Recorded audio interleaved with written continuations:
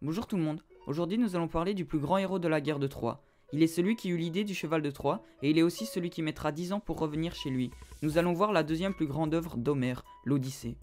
Né sur l'île d'Ithaque, le héros légendaire était le fils de Laërte et d'Anticléia. Jeune, il avait fait de nombreux voyages. Parvenu à l'âge adulte, il devint roi d'Ithaque. Il fut l'un des prétendants de la belle Hélène, mais il renonça très vite devant l'opulence des cadeaux que les riches princes faisaient à la princesse. Il suggéra alors à Pindare de faire jurer aux prétendants qu'il s'unirait pour défendre l'honneur du futur élu. Pour le remercier de sa sage recommandation, Pindare intercéda en sa faveur auprès de son frère Icarios, dont la fille Pénélope allait devenir son épouse. Le couple eut un fils, Télémaque. Lorsque la guerre de Troie éclata, pour ne pas partir, il fit semblant d'être fou. Il se mit à semer des cailloux, mais on découvrit la supercherie et Ulysse dut partir sur les navires grecs. Courageux, ingénieux, conseiller prudent et sage, il fut surnommé Ulysse aux 1000 ruses. Après cet incident, Ulysse découvrit le jeune Achille caché par sa mère sous des habits de femme à la cour de Lycomède. Dans l'Iliade, il était représenté comme un roi sage, favori d'Athéna et un habile orateur. Il prit part à la guerre et fit beaucoup de dégâts.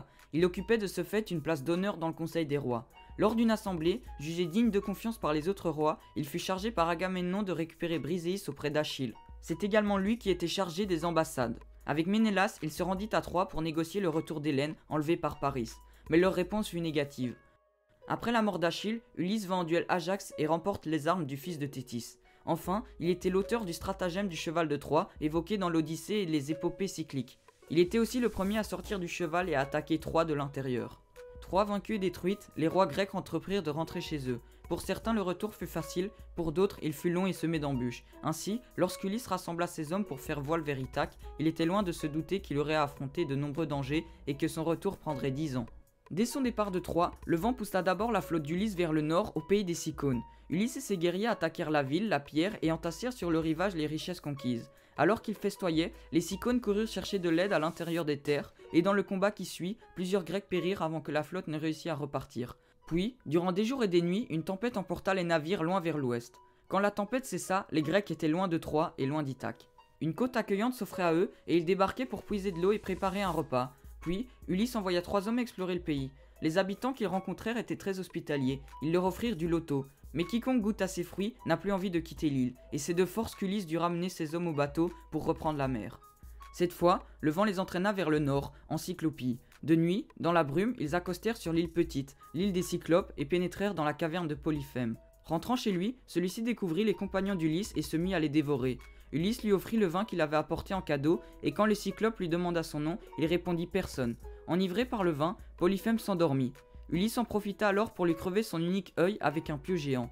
Le Cyclope rugit de douleur et appela au secours, mais quand ses amis lui demandèrent qui l'avait attaqué, il répondit personne. Ulysse et ses compagnons réussirent à sortir de la caverne en se cachant sous le ventre des béliers du troupeau du Cyclope. Mais Polyphème, étant le fils de Poséidon, obtint de ce dernier une vengeance en les retardant le plus possible. Après avoir échappé au Cyclope, Ulysse et ses compagnons rejoignirent le reste de sa flotte. Puis, les bateaux reprirent la mer et se dirigèrent vers l'Éolie où régnait Éole, le roi des vents. Là, ils furent très bien reçus, ils reprirent des forces et racontèrent leurs aventures. Au moment de repartir, Éole offrit un cadeau à Ulysse, un sac taillé dans une peau de taureau et fermé d'une tresse d'argent. À l'intérieur, il y avait enfermé tous les vents violents et lui recommanda vivement de ne pas l'ouvrir. Durant des jours, la flotte d'Ulysse naviguait tranquillement. Les vents violents étaient prisonniers du sac. Une brise régulière les poussait dans la bonne direction.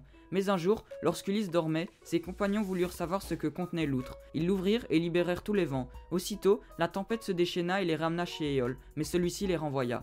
Les mauvais vents les conduisirent alors chez les Lestrygons. C'est un peuple de géants dont le roi commença par dévorer les hommes envoyés par Ulysse avant d'encourager ses sujets à bombarder les navires avec des pierres et à s'emparer des marins.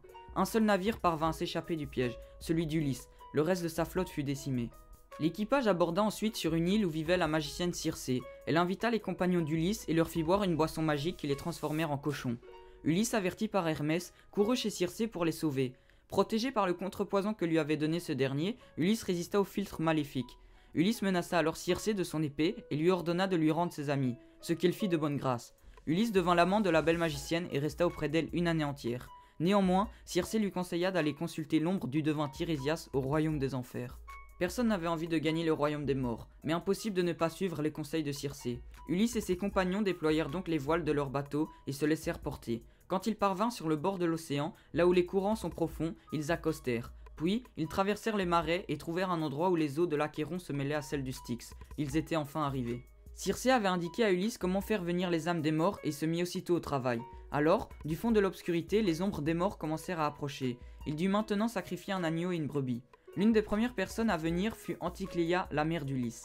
Le héros était très ému, mais Tirésias devait être le premier à approcher les bêtes sacrifiées. Alors, il attendit le devin. Enfin, le vieux devin apparut, il savait tout de l'avenir d'Ulysse. Longtemps, le héros sera poursuivi par la colère de Poséidon. Mais si Ulysse parvenait à maîtriser son cœur et celui de ses compagnons, tous rentreraient sains et saufs. Dans le cas contraire, il connaîtrait encore bien des épreuves, et il les lui dit. Puis, les esprits des autres morts venaient tour à tour toucher les animaux sacrifiés pour parler avec Ulysse. D'abord, sa mère qui lui dit qu'elle était morte du chagrin de ne pas le voir revenir de Troie. Elle lui apprit aussi que son épouse Pénélope et son fils Télémaque espéraient encore son retour à Ithaque. Il parla aussi avec Agamemnon qui lui raconta comment il avait été assassiné par son épouse et par Égiste. Et enfin, il s'entretient aussi avec d'autres héros qui avaient péri à Troie, comme Achille qui lui dit « Ne cherche pas à m'adoucir la mort, ô noble Ulysse. J'aimerais mieux être sur terre domestique d'un paysan, fût-il sans patrimoine et presque sans ressources, que de régner ici parmi ces ombres consumées. » Après avoir quitté les enfers, Ulysse et ses compagnons retournèrent chez Circé. La magicienne indiqua au héros la route qu'il devait à présent emprunter et elle lui parla des dangers auxquels il aurait à faire face. Ils arrivèrent ensuite en vue de l'île des dangereuses sirènes. Elles attiraient les marins grâce à leur chant, puis les dévoraient. Ulysse ordonna à ses marins de se boucher les oreilles avec de la cire, et, comme il était curieux, il se fit attacher au mât de son navire pour entendre les chants magiques sans risque. Quand les sirènes virent le navire sur les flots, elles appelèrent Ulysse. Leur voix était si mélodieuse, leurs paroles si belles, qu'il aurait voulu sauter à la mer pour les rejoindre. Heureusement, des liens solides l'en empêchaient. Ulysse devint l'un des rares mortels à écouter le chant des sirènes sans risquer la mort. Il leur fallut ensuite échapper au monstre Charybde des Scylla. Circé avait prévenu Ulysse que 3 fois par jour, Charybde engloutissait l'eau de mer pour la vomir ensuite. Il fallait l'éviter à tout prix. Quant à Scylla, c'était une créature à 6 têtes avalant tout ce qui se trouvait à portée. C'est vers Scylla qu'Ulysse lança son bateau, mais impossible de passer sans encombre. De chacune de ces 6 têtes, Scylla préleva un marin, et Ulysse perdit ainsi 6 compagnons. Sur la mer, à présent très calme, Ulysse et ses compagnons découvrirent une île splendide. Elle appartenait au soleil. Des vaches et des brebis y vivaient en quantité. Ulysse se souvint alors des paroles de Tirésias. Le devin lui avait vivement déconseillé de s'en approcher, car tous subiraient là un grand malheur. Il en avertit ses compagnons, mais ceux-ci étaient à bout et ils réclamèrent une halte. Ulysse accepta, mais exigea que personne ne touche à une seule bête du soleil. Tous promirent. Le matin suivant, le vent était trop fort pour reprendre la mer, le jour d'après aussi, et encore celui d'après. Qu'importe, ils avaient assez de nourriture à bord pour patienter. Mais au bout d'un mois, le terrible Notos soufflait encore et les réserves étaient épuisées. Un matin qu'Ulysse s'était éloigné, ses compagnons remplirent leurs promesses. Ils égorgèrent les plus belles vaches du soleil, les mirent à la broche et firent un somptueux repas. Pendant 6 jours, ils continuèrent à festoyer. Au 7e jour, le vent tomba et ils reprirent la mer. Mais le soleil, furieux, alla trouver Zeus pour lui demander réparation. Il déchaîna alors une effroyable tempête et le navire fut foudroyé. Tous ses occupants périrent, sauf un, Ulysse, qui parvint à fabriquer un radeau de fortune et à échapper au désastre. La tempête soufflait toujours et ramena le radeau d'Ulysse vers Charybde des Scylla. Impossible de résister, Charybde attirait la frêle embarcation. Ulysse était sur le point d'être attiré par le remous lorsqu'il s'agrippa au figuier dont les branches pendaient au-dessus de l'eau. Il resta là jusqu'au moment où le monstre recracha son radeau sur lequel il dériva 9 jours. Ayant échappé à la mort, Ulysse fut entraîné très loin vers l'ouest, où il arriva sur l'île de la nymphe Calypso. Éperdument amoureuse, elle garda Ulysse pendant 7 ans. Aucun jour ne passait sans qu'Ulysse ne pensait à sa femme et à son fils. Il n'avait pas perdu espoir de les revoir. Les dieux finirent par être émus de son chagrin. Répondant aux prières d'Athéna, Zeus envoya Hermès auprès de Calypso pour lui dire de laisser partir le héros. Celle-ci aurait bien voulu le garder auprès d'elle, mais on ne résiste pas au Tout-Puissant, et elle permit à Ulysse de construire une embarcation pour reprendre la mer. Mais Poséidon n'avait toujours pas pardonné à Ulysse d'avoir aveuglé son fils Polyphème. Quand il aperçut Ulysse sur son radeau, il comprit qu'il avait été joué et, une fois de plus, il déchaîna une tempête.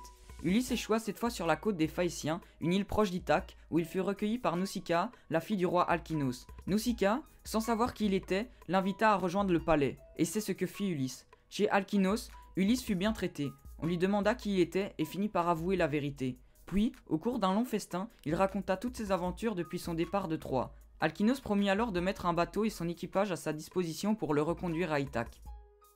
Durant toutes ces années, Pénélope avait attendu le retour de son époux. Ce n'était pas facile, car de nombreux prétendants voulaient l'épouser et devenir roi d'Ithaque. Pour les faire patienter, Pénélope déclara qu'elle donnerait une réponse quand elle aurait fini de tisser un linceul destiné à Laërte, le père d'Ulysse. En réalité, elle tissait chaque jour et défaisait chaque nuit le travail accompli. Quand Ulysse parvint à Ithaque, il se présenta sous l'allure d'un vieux mendiant. Seul son chien Argos, qu'Ulysse avait nourri et élevé comme son propre fils, le reconnut. Il était si vieux qu'il avait juste la force de remuer la queue et de dresser les oreilles avant de mourir à l'instant. De plus, son fils Télémaque, qui recherchait son père depuis sa disparition, et Eumée, un berger fidèle, furent mis dans la confidence. Le palais était assiégé par les prétendants qui festoyaient sans cesse, pillant ses réserves et ses richesses, et Télémaque était encore trop jeune pour les en empêcher. Ulysse mit au point un piège pour se débarrasser d'eux. Il demanda à Télémaque de rassembler les armes dans un coin et de s'assurer que les portes de la salle des banquets restent fermées. Inspirée par Athéna, Pénélope proposa une épreuve aux prétendants. Celui qui parviendrait à tendre l'arc d'Ulysse et à lancer une flèche qui passerait au travers de 12 haches deviendrait son époux. Aucun ne réussit. C'est alors qu'Ulysse demanda à essayer. Les prétendants se moquèrent de lui, estimant qu'un mendiant n'avait pas sa place dans ce concours. Mais Ulysse s'empara de l'arc et réussit là où tous avaient échoué. Un prodigieux combat s'ensuivit. Ulysse, Télémaque et Eumée d'un côté, les prétendants de l'autre. Mais Ulysse fut le vainqueur. Restait à se faire reconnaître par Pénélope qui était méfiante.